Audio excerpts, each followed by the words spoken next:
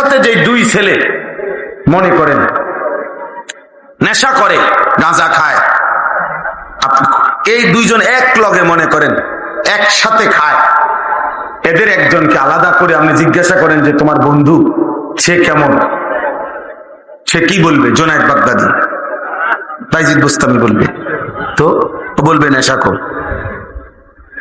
যদি বলেন কিরে দোস্ত তোমরা দুজন একসাথে নেশা করো, তুমি কেমনে তার বিরুদ্ধে কও, তখন সে কি বলবে? বলেন আরে ভাই নেশা করে তো আমি আরে তারে কি বলতাম, তারে আমি আব্দুল কাদের জিলানী নি কইতাম। এই জন্য অসৎ অসতের কাছেও অসৎ,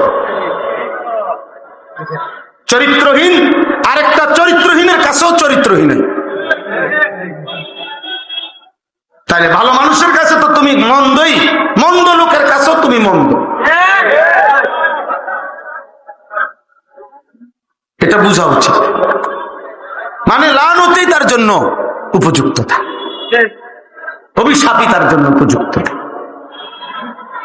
এই জন্য সবাইকে বলি, আমিও আপনিও, গুনাহ ছেড়ে দেওয়া, আল্লাহর নাফরমানি ছেড়ে দেওয়া, এটা আমাদের জিন্দেগীর মূল কাজ।